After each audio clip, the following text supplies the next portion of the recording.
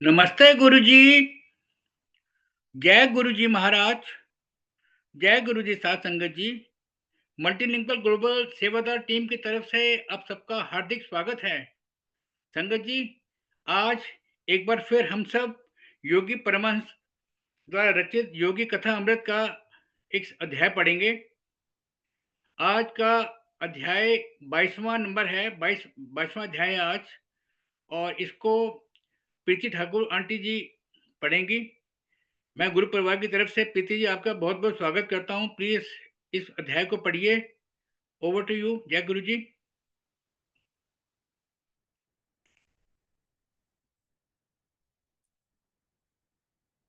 जय गुरु जी। जय गुरु जी संगत जी।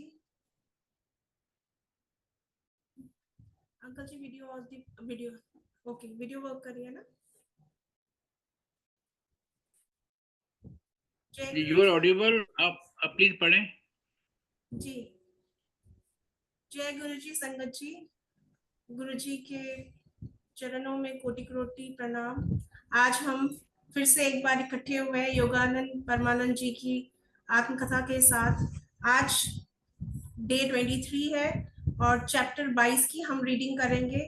संगत जी, चैप्टर 22 का जो शीर्षक है वो है पाषाण प्रतिमा का हृदय, यानी कि the heart of the stone idol, जिसमें हम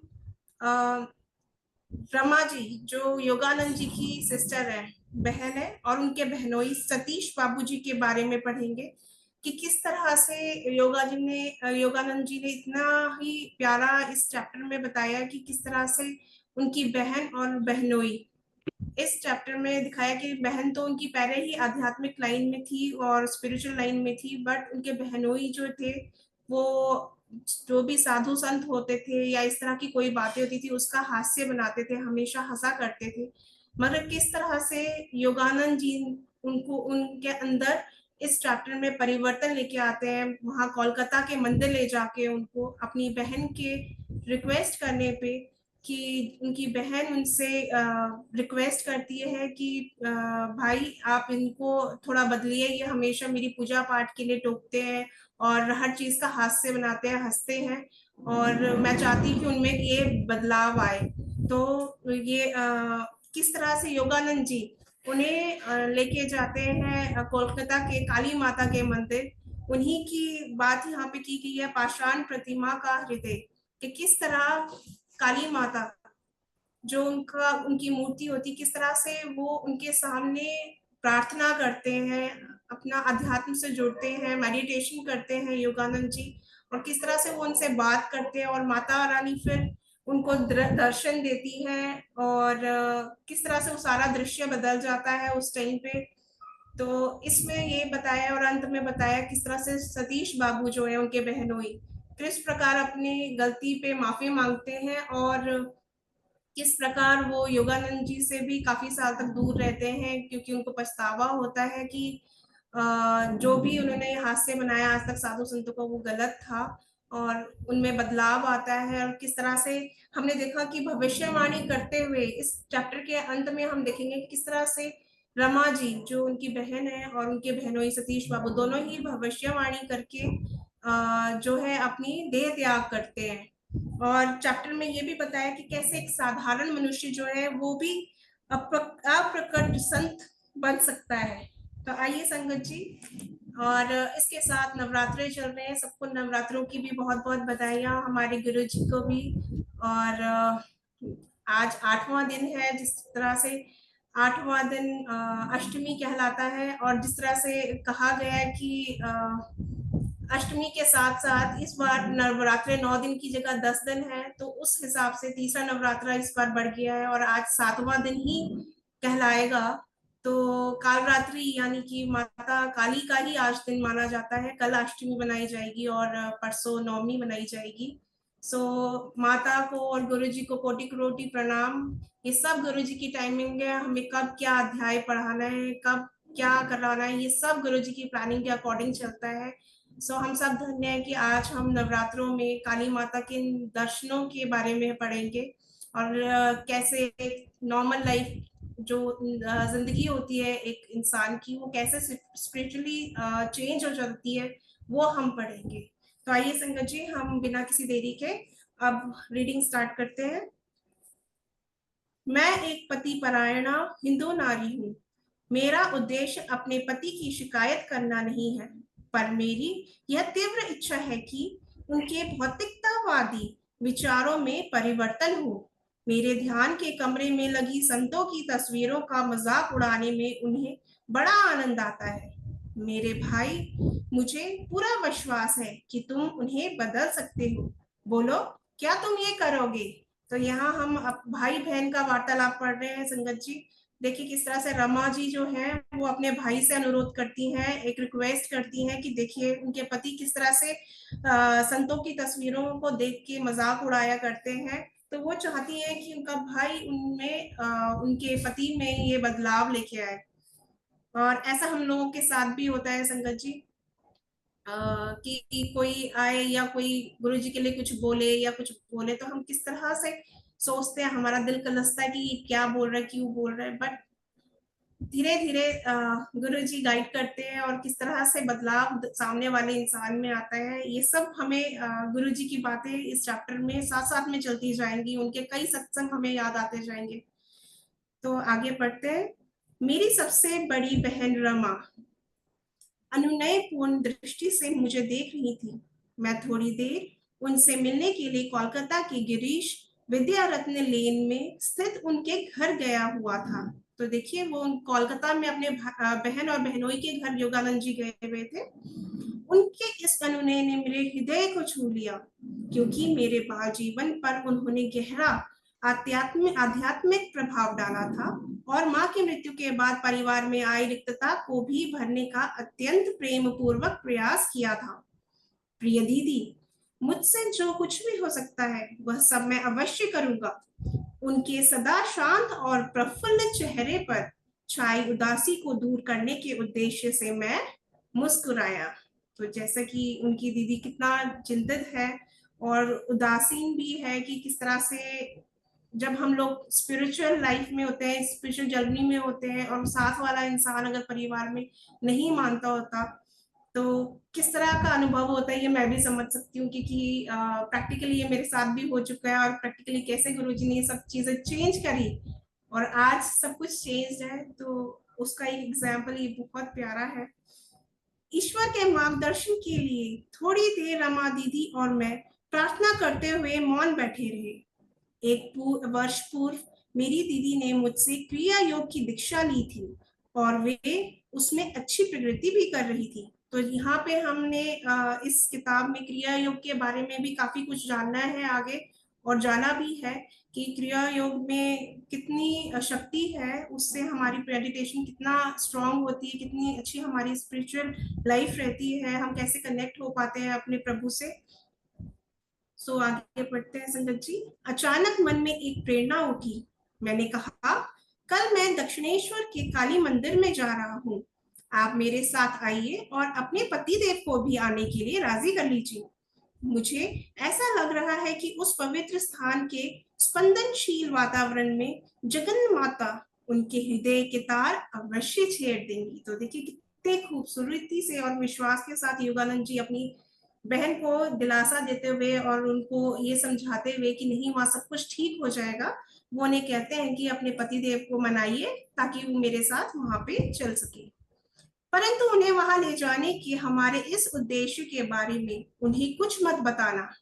तो दोनों भाई बहन ये डिस्कशन कर रहे हैं और सतीश बाबू को वहां ले जाने की तैयारियां की जा रही है और गुपचुप तरीके से कि उनका प्लान उनको पता ना लगे। आशान्वित होकर दीदी सहमत हो गई।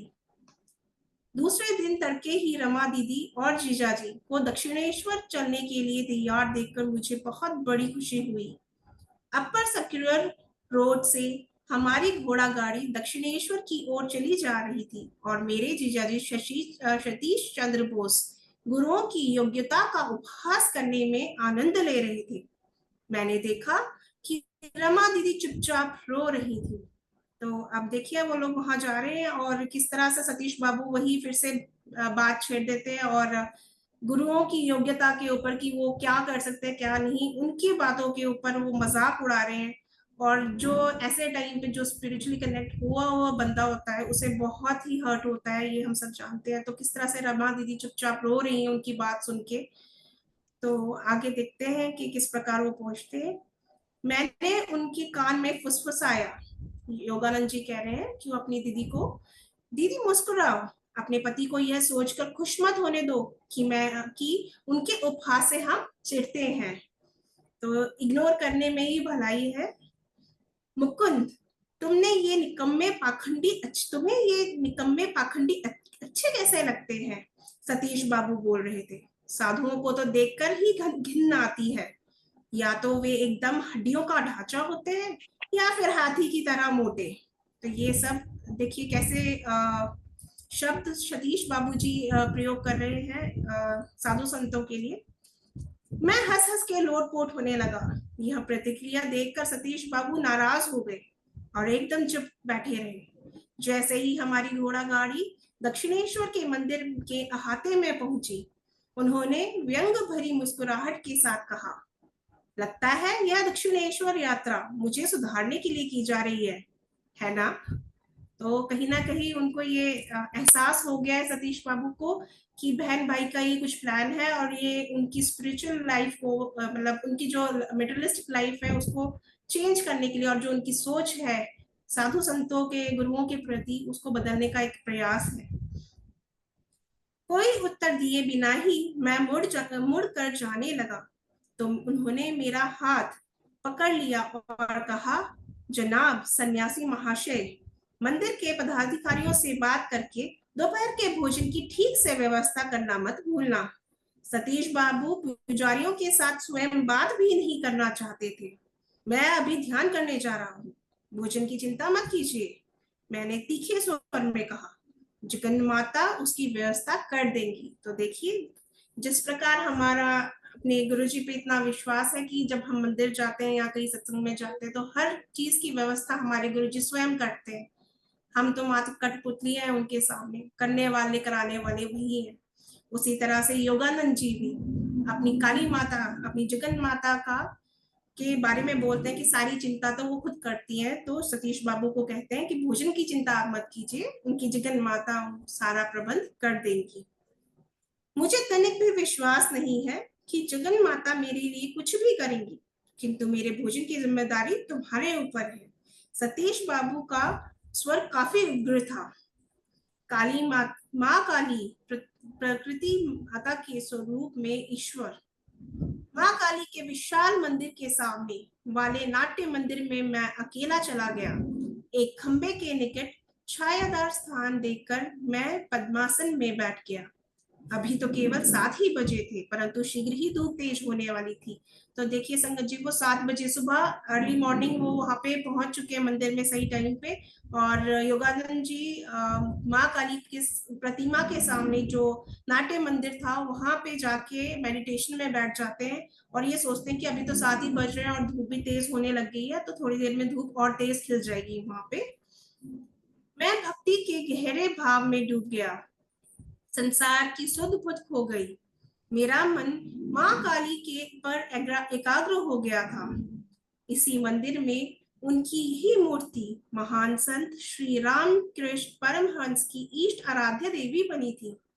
उनकी कातर पुकार पर यही मूर्ति प्राय जीवंत रूप धारण कर उनसे बातचीत करती थी। तो देखिए यहाँ पे हमें पता चलता था कि यही वो मूर्ति है जिसके सामने संत श्री रामकृष्ण परमहंस जो थे वो, उन्होंने अपना जो आराध्य देवी था वो काली माता को माना था और काली माता साक्षात उनसे वार्तालाप किया करती थी और उनको दर्शन दिया करती थी। सो आगे योगानंद जी क्या कहते हैं, हे पाषाणमयी माता, माँ, मैं प्रार्थना कर रहा था, अपने प्रिय भक्त राम कृष्ण की पुकार पर तो तुम सजीव हो उठती थी, अपने इस पुत्र के उत्कट विलाप को क्यों नहीं सुनती? दिव्य शांति के साथ साथ मेरी आकांक्षा और भी अत्यधिक गहरी होती गई। पर जब इस प्रकार 5 घंटे बीत गए और फिर भी जिस देवी का मैं अपने अंतर में ध्यान कर रहा था उसकी ओर से कोई प्रत्युत्तर नहीं मिला, तो मुझे थोड़ी निराशा हुई।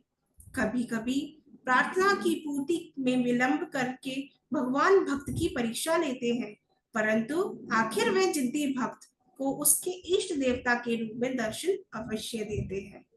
तो यहाँ जैसा कि मैंने कहा, माता से बात करें योगानंद जी, और जैसे कि थोड़ी देर तक मेडिटेशन करने के बाद भी माता का कोई इशारा उन्हें नहीं मिला, कोई दर्शन प्राप्त नहीं हुआ। मतलब जिस तरह से हम गुरु जी से कनेक्ट करते हैं और हम सोचते हैं कि गुरु जी ऐसे हमें दर्शन दे, वैसे दर्शन दे, अपनी प्रेजेंस फील कराए, तो योगानंद जी भी माता से यही रिक्वेस्ट कर रहे हैं, मगर ये जानते हैं कि माता रानी जो है उनकी परीक्षा ले रही है, और भगवान जो होते हैं अपने भक्त की परीक्षा हमेशा लेते हैं। उनके धैर्य का जो टेस्ट होता है, जो परीक्षा होती है, वो हमेशा ली जाती है, मगर उन्हें पूरी उम्मीद है कि वो माता रानी उन्हें दर्शन जरूर देंगी। एक निष्ठ ईसाई भक्त को ईसा मसीह के दर्शन होते हैं, हिंदू को भगवान श्री कृष्ण के दर्शन होते हैं, या माँ काली के, या यदि उसकी भक्ति निराकार स्वरूप की ओर मुड़ गई हो तो प्रसारित होती जाती ज्योति के दर्शन होते हैं। जैसे हम लोगों को भी हमारे गुरु जी के दर्शन होते हैं, वैसे ही योगानंद जी अपनी माँ से ये रिक्वेस्ट कर रहे हैं, अरदास कर रहे हैं कि वो भी उनको दर्शन दे। अनिच्छा पूर्वक मैंने आंखें खोली तो एक पुजारी दोपहर के नियम के अनुसार मंदिर का दरवाजा बंद कर उसमें ताला लगा रहा था। मैं नाट्य मंदिर के उस एकांत स्थान से उठकर मंदिर के प्रांगण में आया। उसका पत्थर का फर्श दोपहर की धूप के अंगारों के समान दहक रहा था। मेरे नंगे पांव के तलवे जल उठे। तो देखिए धूप कितनी तेज हो चुकी है, वो काफी देर वहां पे ध्यान लगा चुके थे, और अब क्योंकि पंडित जी ने, एक पुजारी जी ने दरवाजा बंद कर दिया मंदिर का, तो उन्हें बड़ा दुख हुआ और वो एकदम से खड़े हो गए कि अरे मुझे तो दर्शन भी नहीं हुए, और यहाँ तो मंदिर के कपाट भी बंद होने लगे हैं, दोपहर का टाइम हो चुका है। मैं नाराज होकर मन ही मन कहने लगा, माँ तुमने दर्शन नहीं दिया, और अब मैं बंद दरवाजे के पीछे बेछुप गई। मैं अपने बहनोई की ओर से तुमसे एक विशेष प्रार्थना करना चाहता था। तो देखिए कितनी उनकी तीव्र भावना थी, और किस तरह से उनकी पुकार तेज हो रही है कि माँ आपने तो दरवाजा भी बंद कर दिया अब, और मैं तो अपने बहनोई के लिए आपसे एक अरदास करने आया था। वो तो उनकी लाइफ को वहां पे थोड़ा बदलने आए थे, माँ से उनके लिए प्रार्थना करने आए थे, एक रिक्वेस्ट करने आए थे।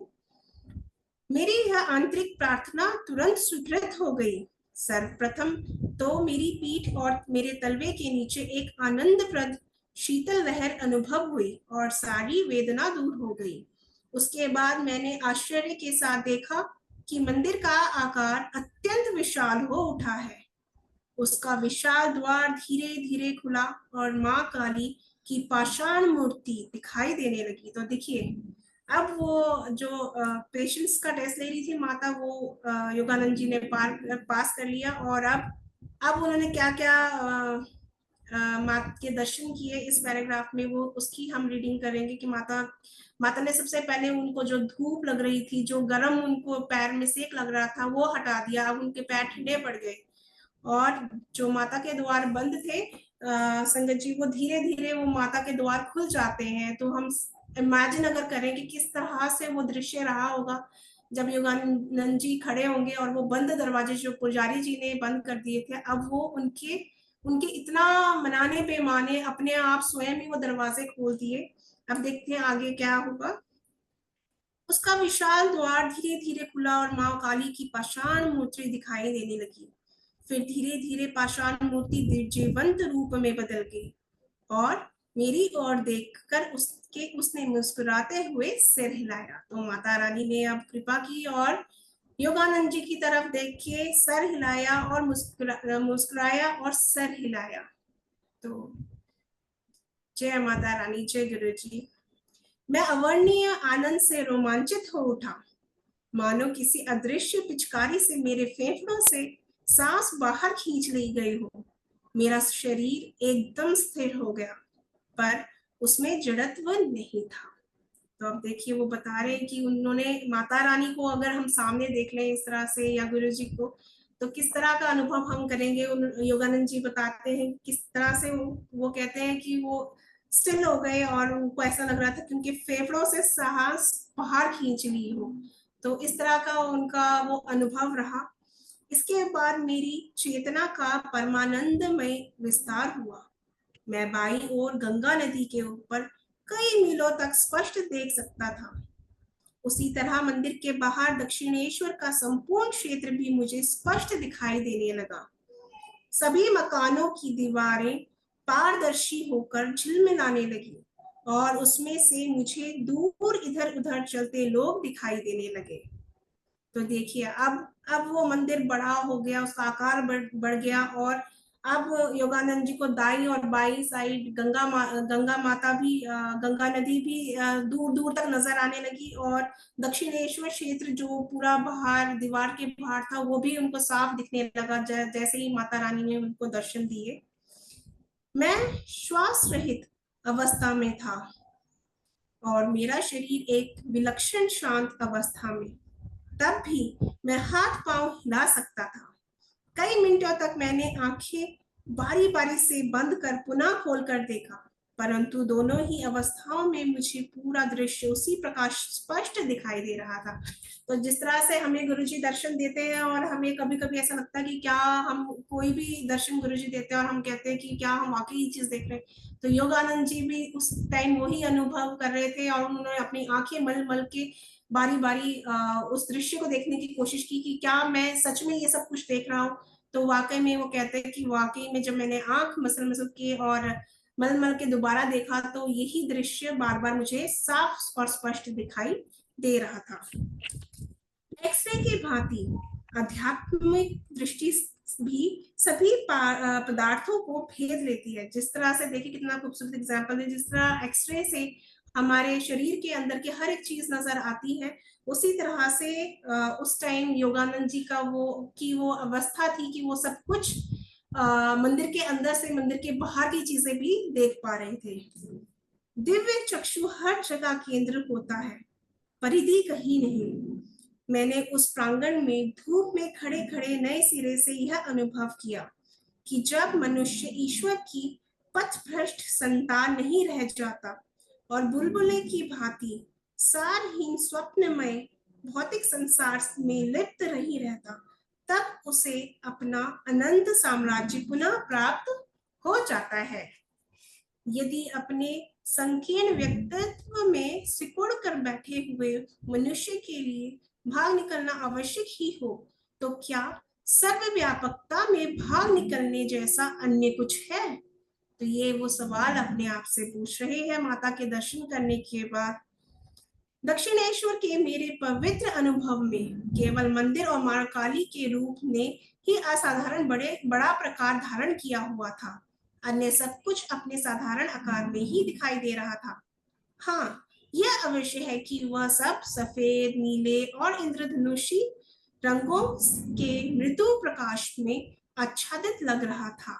तो देखिए, वो सब कुछ कह रहे हैं कि सिर्फ उन्हें माँ ने जो दर्शन दिए, काली माँ ने, उतना ही सब कुछ, उसी सब चीजों का आकार जो था वो बहुत बड़ा दिख रहा था। बाकी सबका आकार जो था हर चीज का वो नॉर्मल ही था और उन्हें जो चीजें दिखी थी वो सफेद, नीले और इंद्रधनुषी रंगों में नजर आ रहा था। मेरा शरीर आकाश तत्व से बना प्रतीत हो रहा था, जो किसी भी क्षण हवा में उठ जाने के लिए तैयार हो। अपने आसपास की भौतिक परिस्थितियों के प्रति मैं पूर्ण सजग था। मैं अपने इर्द गिर्द देख लेता और उस आनंदमय दिव्य दर्शन में कोई बाधा डाले बिना 2-4 कदम चल लेता। तो बहुत ही प्यारा यहाँ पे संगत जी, हम सब, मुझे लगता है कि हम सब जो भी सुन रहे हैं, पढ़ रहे हैं, हम सब ये अनुभव करवा रहे हैं कि वो दृश्य कैसा रहा होगा, किस तरह से इस वक्त योगानंद जी काली माता का पूरा जो चमत्कार है उसे देख रहे हैं, उनकी जो ब्लेसिंग्स है उन्हें देख रहे हैं। मंदिर की दीवारों के पीछे मैंने अचानक अपने जीजा जी को पवित्र बेल वृक्ष की कटीली शाखाओं के नीचे बैठे देखा। मैं बिना किसी प्रयास के उनके विचारों को पढ़ सकता था। दक्षिणेश्वर के पवित्र वातावरण के प्रभाव से उनके विचार कुछ उन्नत हो गए थे, पर मेरे बारे में उनके विचार अभी भी कुछ ठीक नहीं थे। मैं सीधा कृपामयी माँ काली की ओर मुड़ा और प्रार्थना करने लगा। तो देखिए जब वो अपने बहनोई की तरफ जब देखते हैं तो उन्हें ये तो आइडिया हो जाता है कि उनके बहनोई में कुछ तो चेंज आया, कुछ उनको देख के उन्हें ऐसा एहसास हुआ। मगर उनके बहनोई का योगानंद जी के प्रति जो रवैया था या जो व्यवहार था उसमें अभी कुछ बदलाव नहीं आया था, ऐसा उन्हें अभी भी महसूस हो रहा था। तो अभी योगानंद जी प्रार्थना करना चाहते हैं माँ काली से अपने बहनोई सतीश बाबू के लिए ही। माँ, क्या तुम मेरे बहनोई में आध्यात्मिक परिवर्तन नहीं लाओगी? अब तक मौन रही वह सुंदर आकृति आखिर बोल उठी, तुम्हारी मनोकामना पूर्ण होगी। तो जैसे हमारे गुरुजी कहते हैं कि जा ऐश कर या ब्लेस यू, अब मतलब हमें ब्लेसिंग देते हैं, उसी तरह माँ रानी माता काली ने अब आखिरकार अपने शब्द निकाले मुंह से और कहा कि तुम्हारी मनोकामना पूर्ण होगी। मैंने खुश होकर सतीश बाबू की ओर देखा। वे गुस्से से भरे जमीन से उठ खड़े हुए, मानो उन्हें एहसास हो गया था कि कोई आध्यात्मिक शक्ति उन पर कार्य कर रही है। मैंने उन्हें मंदिर के पीछे दौड़ते देखा। शीघ्र ही वे मुझे मुक्का दिखाते हुए मेरे पास आ पहुंचे। तो देखिए वो अभी भी बहुत क्रोध में है और किस तरह से योगानंद जी के पास आ रहे हैं, जबकि योगानंद जी उन्हीं के लिए प्रार्थना कर रहे थे माता रानी से। जैसे हम भी अपने परिवारजनों के लिए ये किसी ना किसी के लिए प्रार्थना करते हैं अपने गुरु जी से कि आप इन्हें भी आपके आत्म का रास्ता दिखाइए, उसी तरह से वो भी अपने बहनोई के लिए किस तरह प्रकार माता रानी से प्रार्थना करते हैं और माता रानी उन्हें कहती है कि उनकी मनोकामना भी पूर्ण होगी। वह सर्व समावेशी दर्शन लुप्त हो गया। देवी का तेजस्वी रूप अब मुझे दिखाई नहीं दे रहा था। मंदिर की पारदर्शिता लुप्त हो गई और विशाल आकार भी अदृश्य होकर अब अपना मूल आकार धारण कर चुका था। तो अब वो कह रहे हैं जो भी उन्हें वो सब कुछ चीजें चेंज हुई दिख रही थी माता रानी की कृपा से, अब वो सब चीजें पहले की तरह ओरिजिनल फॉर्म में आ चुकी थी। मेरा शरीर पुनः धूप में झुलसने लगा। मैं छलांग लगाकर नाट्य मंदिर की छाया में चला गया। सतीश बाबू भी गुस्से से मेरे पीछे वहीं आ गए। मैंने अपनी घड़ी देखी, 1 बजा था। दिव्य दर्शन 1 घंटे तक चला, यानी कि उन्होंने जो दिव्य दर्शन किए वो 12 बजे से 1 बजे तक, यानी कि 1 घंटे तक माता रानी ने अपने दिव्य दर्शन योगानंद जी को कराए। अरे मूर्ख, मेरे बहनोई बरस पड़े। घंटों पर घंटे बीत गए और तुम वहां पाथी मारे आंख चढ़ाए बैठे रहे। मैंने कई बार आकर तुम्हें देखा और वापस चला गया। कहाँ है हमारा भोजन? अब मंदिर भी बंद हो गया। तुमने मंदिर के पदाधिकारियों से कुछ कहा भी नहीं। अब तो भोजन की व्यवस्था करने के लिए बहुत देर हो चुकी है। तो किस तरह से देखिए वो बार बार आते थे सतीश बाबू और देखते थे कि योगानंद जी जो थे मेडिटेशन में अपनी आंखें बंद करके माता का ध्यान कर रहे थे। तो उन्हें गुस्सा चढ़ रहा था कि ये तो अभी तक ध्यान में बैठे हैं, ध्यान में बैठे हैं और उनके भोजन का भी कुछ नहीं हुआ क्योंकि लंच टाइम हो रहा था और मंदिर के कपाट भी बंद हो चुके थे, लोग लंगर करके जा चुके थे। तो अब वो बहुत गुस्से से सतीश बाबू को कह रहे हैं कि देख, सॉरी, योगानंद जी को बोल रहे हैं कि आपने तो खाने का प्रबंध भी नहीं किया। तो अब आप योगानंद जी क्या कहते हैं? देवी के आविर्भाव से अनुभूत परमानंद में अब भी मुझ में विद्यमान था। मैं बोल पड़ा, माँ काली हमें भोजन कराएंगी। मैं भी एक बार देखना चाहता हूँ कि पहले से कोई व्यवस्था न कर रखने पर भी तुम्हारी माँ काली यहाँ हमें भोजन कैसे कराती है। वे चीख पड़े। उन्हें काफी भूख लगी थी। तो सतीश बाबू कैसे गुस्से में हो गए, होता है जब हम इस तरह से हमारे साथ भी होता है जब हम कोई बात किसी को समझाते जो इतना अध्यात्म की लाइन में नहीं होता, अभी के मार्ग पे नहीं होता है, तो उन्हें ऐसे ही लगता है कि भी ये क्या अनशन बोल रहे हैं और ऐसा कैसे हो सकता है। वही बात सेम सतीश बाबू जी बोल रहे हैं और योगानंद जी को पूरा पूर्ण विश्वास था कि माता रानी जो है उनकी सुनेंगी और माता रानी ही उनके भोजन का व्यवस्था भी करेंगी। उनका चीखना पूरा हुआ ही था कि मंदिर का एक पुजारी आंगन पार करके हमारे पास आया। मुझसे उसने कहा, बेटा, तुम जब ध्यान कर रहे थे तब तुम्हारे मुखमंडल पर मैंने दिव्य तेज देखा था। मैंने आज सुबह तुम लोगों को यहाँ आते देखा था और तभी से मेरे मन में इच्छा हो रही थी कि मैं तुम लोगों के लिए भोजन अलग निकाल कर रखूं। जो लोग पहले से सूचित करके नहीं आते उन्हें भोजन देना मंदिर के नियमों के विरुद्ध है, परंतु तुम पर मैं वह नियम लागू नहीं करूंगा। तो जय गुरु जी। देखिए, हमारे गुरु जी भी हमारा ऐसा कितना ध्यान रखते हैं, हमें लंगर लंगर कराते हैं, चाहे हम लेट भी पहुंचे या कैसे भी कहीं पे भी पहुंचे, चाहे वो बड़ा मंदिर हो चाहे वो कहीं सत्संग हो।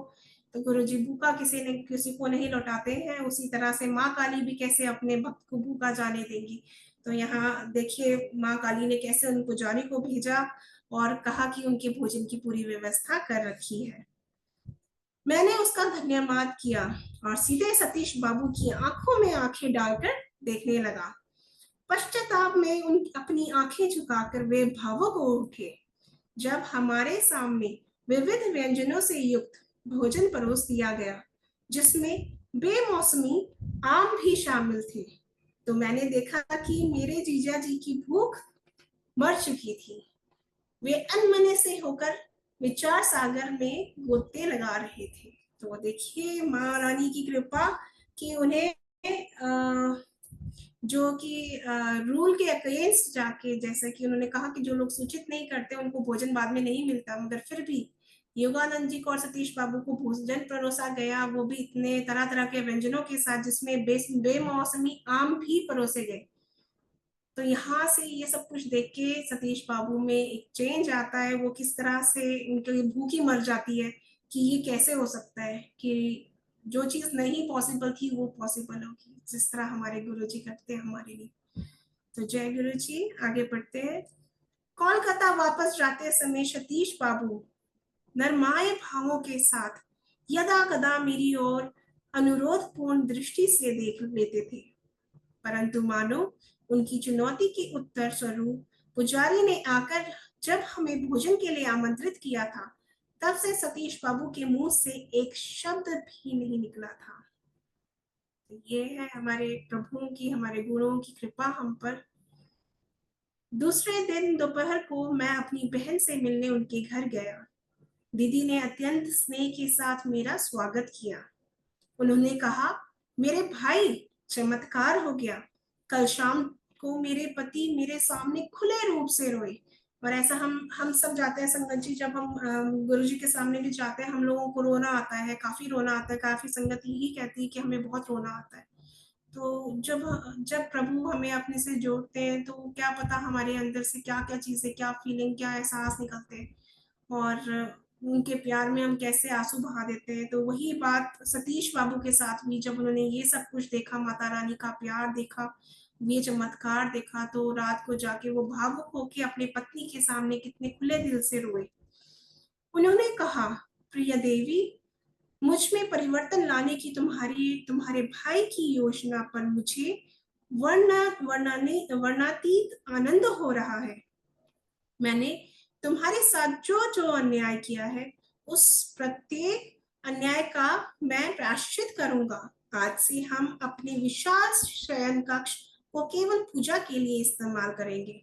तुम्हारे छोटे से ध्यान के कमरे में अब हम सोएंगे।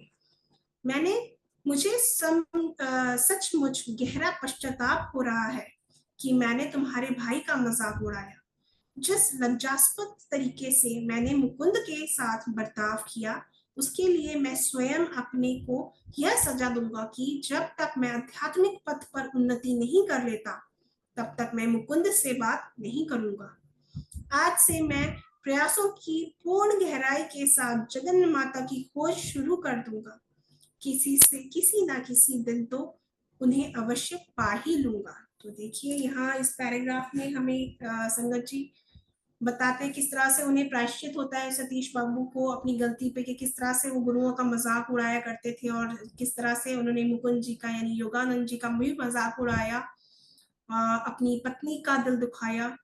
और वो कहते हैं उनका जो व्यवहार बदलता है, उससे वो कहते हैं कि जो उनका शयन कक्ष था, बेडरूम था, वो कहते हैं उस बेडरूम को, बड़े से रूम को अब वो पूजा का कमरा बना देंगे, और जो छोटा सा कमरा उन्होंने पूजा के लिए अपनी पत्नी को दिया था, कहते हैं कि उसमें हम सोया करेंगे।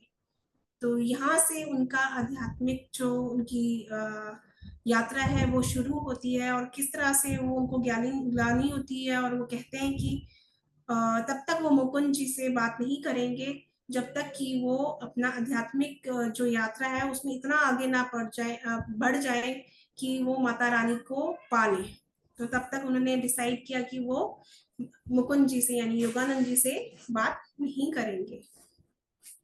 इसके अनेक वर्षों बाद 1936 में मैं दिल्ली में सतीश बाबू के घर गया। अब काफी सालों बाद जब योगानंद जी सतीश बाबू से फिर मिलने जाते हैं दिल्ली में, तो देखिए क्या होता है। मुझे यह देखकर अत्यंत खुशी हुई कि उन्होंने आत्म साक्षात्कार में बहुत उन्नति कर ली थी और जगन माता ने उन्हें दर्शन देकर धन्य कर दिया था। तो देखिए इतने साल बाद जब वो वहां आए, तब तक उनका जो स्पिरिचुअल ग्रोथ थी वो काफी हो चुकी थी और उन्हें माता रानी ने, काली माता ने दर्शन भी देकर धन्य भी कर दिया था। उनके घर में अपने निवास के दौरान मैंने देखा कि सतीश बाबू प्रत्येक रात्रि का अधिकांश समय गुप्त रूप से ध्यान करने में लगाते थे, जबकि वे एक गंभीर बीमारी से ग्रस्त हो गए थे और दिन भर अपने ऑफिस के काम में व्यस्त भी रहते थे।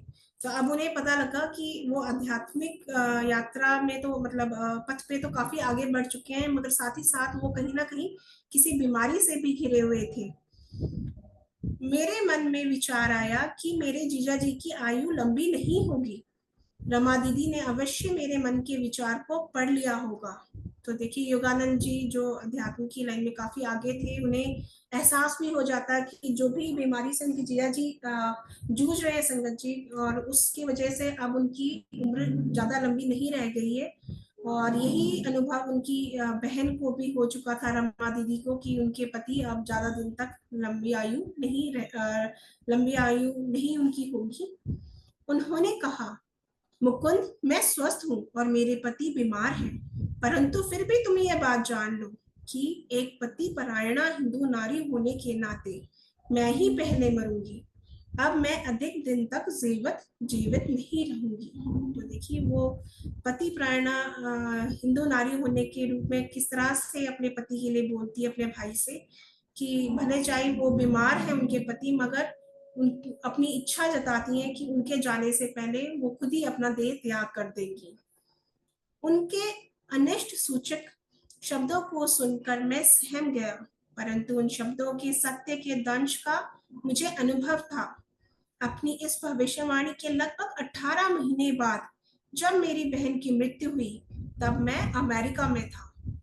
मेरे सबसे छोटे भाई विष्णु ने मुझे बाद में पूरा विवरण लिखा। तो देखिए 18 महीने बाद उनकी मृत्यु भी हो जाती है उनकी बहन की, और उस टाइम पे वो यहाँ नहीं होते योगानंद जी, वो उस टाइम अमेरिका में थे। और उनके सबसे छोटे भाई विष्णु ने इस चीज की खबर करते हैं कि ये सब यहाँ पे हो गया और रमा दीदी अब नहीं रही। विष्णु ने लिखा था, दीदी की मृत्यु के समय दीदी और जीजा जी कोलकाता में थे। उस दिन सुबह दीदी ने अपना शादी का जोड़ा पहन लिया। यह विशेष परिधान किस लिए? सतीश बाबू ने उनसे पूछा। इस पृथ्वी पर आपकी सेवा का आज मेरा अंतिम दिन है, दीदी ने कहा। थोड़ी ही देर बाद उन्हें दिल का दौरा पड़ा। उनका बेटा जब डॉक्टर को लाने के लिए घर से बाहर भागने लगा, तो दीदी ने कहा, बेटा मुझे छोड़कर मत जाओ, अब उसका कोई उपयोग नहीं, डॉक्टर के आने से पहले ही मैं जा चुकी होंगी। 10 मिनट बाद अपने पति के चरणों को श्रद्धा से पकड़े हुए रमा दीदी ने प्रसन्नता के साथ और बिना किसी कष्ट के सचेत रूप से शरीर त्याग दिया। तो देखिए यही हमने इस चैप्टर में देखा कि किस तरह से रमा दीदी और सतीश बाबू की आध्यात्मिक यात्रा आगे इतनी बढ़ती है कि वो अपनी इच्छा से अपना देह त्याग कर देते हैं। तो यहाँ हमने देखा कि वो जब उन्हें एहसास हो जाता कि आज उनका अंतिम दिन है, तो स्वेच्छा से वो अपना शादी का जोड़ा पहनती हैं और अपने पति और बेटे के सामने प्राण त्याग देती हैं। अपनी पत्नी की मृत्यु के बाद सतीश बाबू बहुत विरक्त हो गए थे। विष्णु ने लिखा था, यह अभी पत्र में ही लिखा गया है। एक दिन वे और मैं मुस्कुराती रमा दीदी की फोटो देख रहे थे। तो अभी विष्णु यही बता रहा है पत्र में योगानंद जी को कि एक दिन वो रमा दीदी की फोटो देख रहे थे। क्यों मुस्कुरा रही हो? सतीश बाबू अचानक कह उठे, जैसे रमा दीदी वहां मौजूद हो। तुम समझती हो मुझसे पहले जाने की व्यवस्था करके तुमने बड़ी चालाकी की है। मैं सिद्ध कर दूंगा कि तुम अधिक समय तक मुझसे दूर नहीं रह सकती। जल्दी ही मैं भी तुम्हारे पास आ रहा हूँ। तो देखिए आप सतीश बाबू अपनी पत्नी के फोटो देख के ये बात उनसे कह रहे हैं, जैसे मानो वो उनके सामने ही हो और उनकी बात को सुन रही हो। कि सतीश बाबू कहते हैं कि देखो, तुमने चालाकी से तुम मेरे से पहले चली गई जबकि मैं बीमार था, मगर तुम क्या सोचती कि तुम बहुत दिन तक अकेली रहोगी? नहीं, मैं भी तुम्हारे पास अब जल्द ही आने वाला हूँ। इस समय सतीश बाबू अपनी बीमारी से पूरी तरह ठीक हो गए थे और उनका स्वास्थ्य एकदम अच्छा था। फिर भी फोटो के सामने उनके द्वारा कहे गए उन विचित्र शब्दों के बाद जल्द ही बिना किसी प्रकट कारण के वे चल बसे। तो देखिए यहाँ पे उन्होंने भी अपनी इच्छा मृत्यु ली। उन्होंने भी अध्यात्म में इतने अध्यात्म के मार्ग पे इतनी उन्नति कर ली थी कि उन्होंने भी इच्छा के अनुसार अपना देह त्याग दिया अपनी पत्नी की याद में। तो इस तरह से उन दोनों ने अपना एक स्वेच्छा अनुसार देह त्यागा।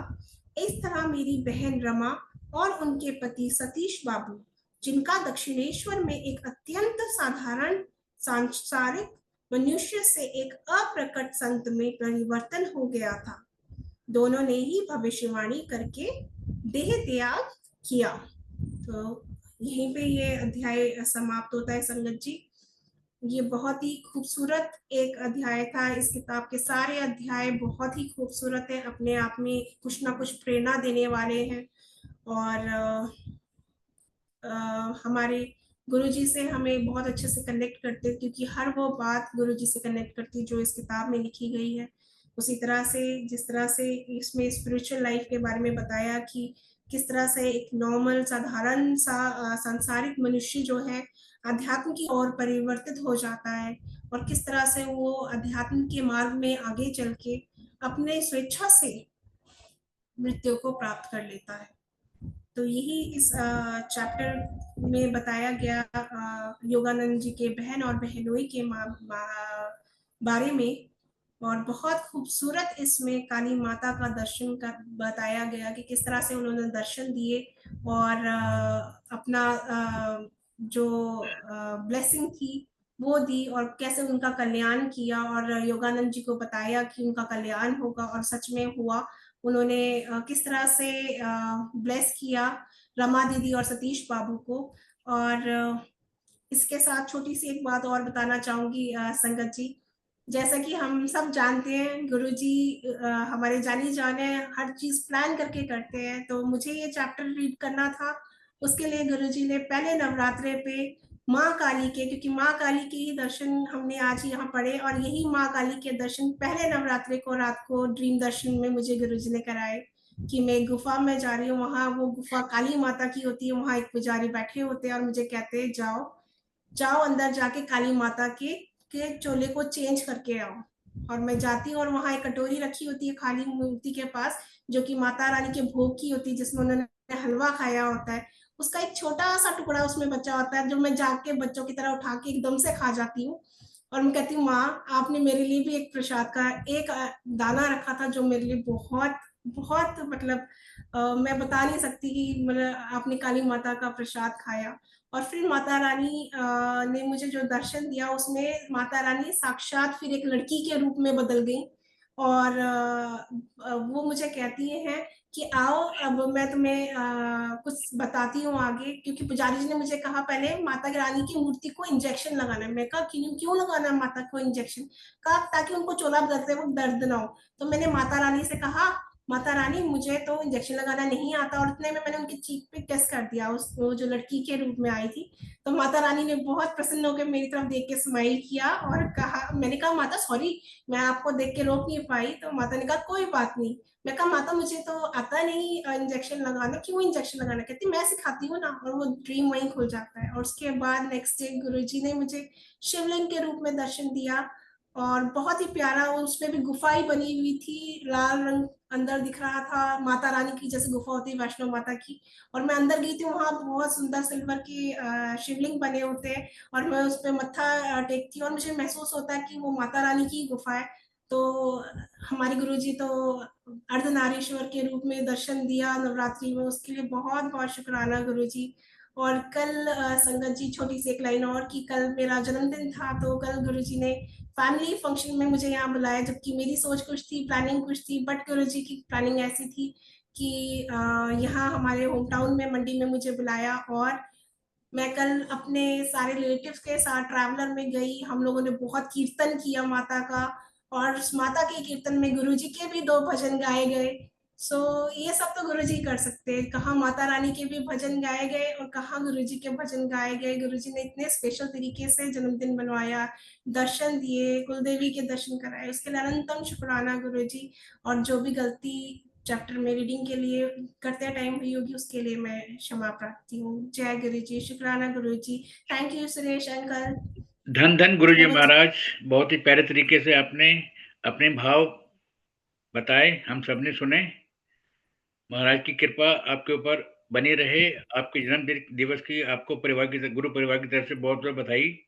इसी के साथ में मैं आयुष आयुष जी से रिक्वेस्ट करूंगा, प्लीज अपने भाव बताएं। आयुष।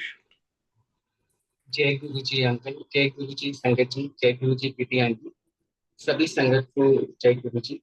अनंतम अनंतम शुक्राना गुरु जी।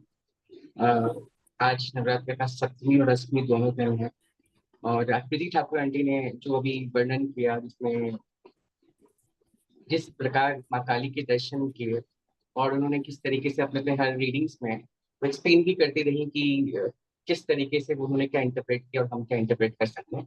तो प्रीति ठाकुर आंटी का बहुत बहुत धन्यवाद कि आपने इतनी अच्छी तरीके से और इतने शुद्ध उच्चारण के साथ इस पूरे पृष्ठ को पढ़ा। आपने सारे वर्णन को बहुत अच्छे से एक्सप्लेन भी किया आपने। मैं कुछ ध्यान जब जो आंटी ने चैप्टर पढ़ा है उसके प्रति कुछ ध्यान लेना चाहूंगा, क्योंकि नवरात्रे चल रहे हैं, और अ, हम लोगों ने अभी जो चैप्टर पढ़ा है उसमें माँ काली का जिक्र है, और किस तरीके से एक अन्य भक्त जो भगवान पे विश्वास नहीं करता वो किस तरीके से प्रवर्तित हो जाता है, और इस तरीके से प्रवर्तित होता है कि वो भगवान को ही सब कुछ मान लेता है और जीवन को अपने पूरे उस तरीके से उन पे समर्पित कर देता है।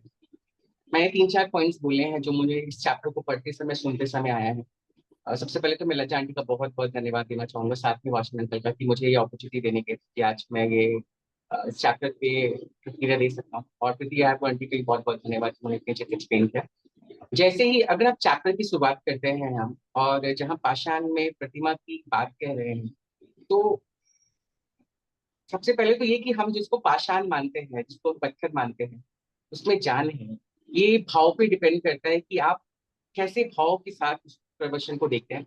मैं अभी एक सबक सुन रहा था, जिसमें सबक में गुरु अंगद जी अपने संतों से बात कर रहे थे। उसमें एक संत थे, सेवा संत थे, भाई बलराम जी, वो गुरु अंगद जी से कहते हैं कि आपने बहुत बाद में आया आप हमारे, और उसके बाद भी गुरु नानक जी ने आपको अपनी गति दे दी, हमें नहीं दिया, हम बचपन से उनकी सेवा कर रहे हैं। ऐसी क्या चीज है जो आपने की और हमने नहीं की?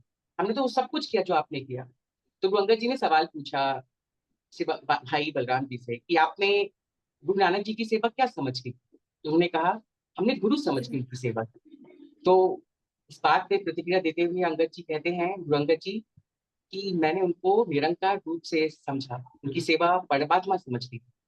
तो आपने गुरु समझ के, संत समझ के उनकी सेवा की, आपको संत बना गए। मैंने परमात्मा समझ के उनकी सेवा की, मुझे परमात्मा बना गए। तो आप कैसे समझते हैं भगवान को? और इस चैप्टर में कितना अच्छा विवरण है कि जब खुद योगानंद जी वहां पहुंचे, तो उन्होंने रामकृष्ण परमहंस जी के बारे में जिक्र किया और कहा, माता मुझे तो आपके दर्शन चाहिए, आपके पाषाण में दिख रहे हैं, मुझे आपको हूबहू वैसा रूप चाहिए जैसे मैं देख सकता हूँ। और किस तरीके से उनकी इच्छा से माँ प्रसन्न हो जाती हैं और फिर अपने रूप में उनको दर्शन देती हैं। एक चीज जो बार बार गुरु जी कहते थे, जो मुझे यहाँ पे बहुत अच्छा कनेक्ट हुआ, वो ये था कि वो बोलते थे कि मेरे नाल कनेक्ट करो, मेरे नाल मुझसे बात करो।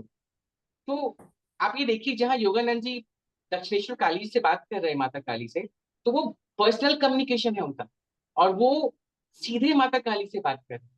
तो जो गुरु जी कहते हैं कि पर्सनल कनेक्शन बहुत जरूरी है, और मैं सुनता हूँ, तो मेरे स्वरूप के सामने बैठो और मुझसे बात करो, मैं तुम्हें रिप्लाई करूंगा।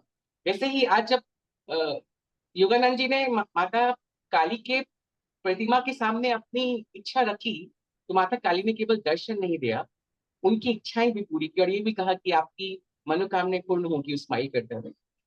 जब ये प्रीति ठाकुर अंकल चैप्टर पढ़ रही थी, जब मैं खुद भी सुन रहा था, मुझे ऐसा महसूस हो रहा कि काली जी मेरे सामने एकदम बैठ गई है और वो ऐसे ही कुछ कह रही है।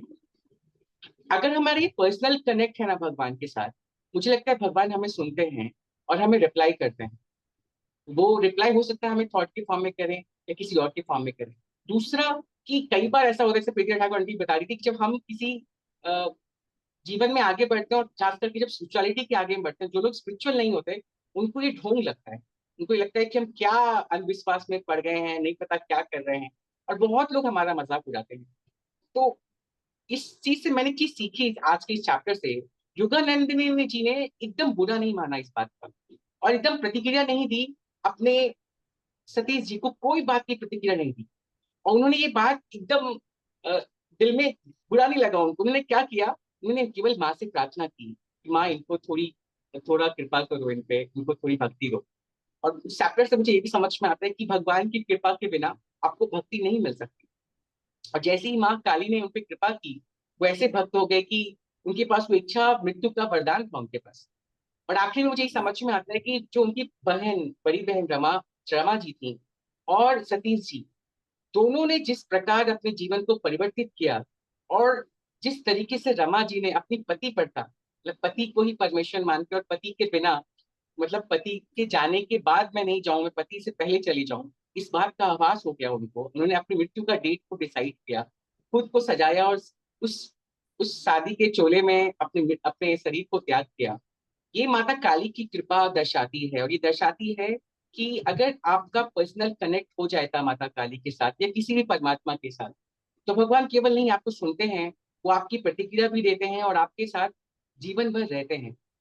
तो आज के चैप्टर से तो ये समझ में आता है मुझे कि हम सबको ये बात सीखनी चाहिए कि हम लोगों को दूसरों से कनेक्ट करने के बजाय या दूसरों को हम सुनना चाहिए, बहुत अच्छी बात है, लेकिन कोशिश करनी चाहिए कि आपका एक पर्सनल कनेक्ट भगवान के साथ हो। आप जिस भी भगवान को मानते हो, आप गुरु जी को मानते हो, माता काली को मानते हो, दुर्गा जी को मानते हो, कोशिश कीजिए कि आप उनसे बात करें। मुझे पूरा विश्वास है कि एक न एक दिन वो प्रतिमा जब उठेगी और आपको रिप्लाई करेगी। इसी के साथ मैं आप सभी को बहुत बहुत शुक्राना, और एक बार फिर से वासन अंकल को, प्रीति आंटी को और लच्छा आंटी को बहुत बहुत शुक्रिया। Thank you. शुक्राना गुरुजी महाराज का अनंतम अनंतम। गुरु परिवार की तरफ से आप सबको आभार, आशीर्वाद। महाराज की कृपा बने रहे संगत पर। हम गुरु महाराज से आज्ञा लेंगे।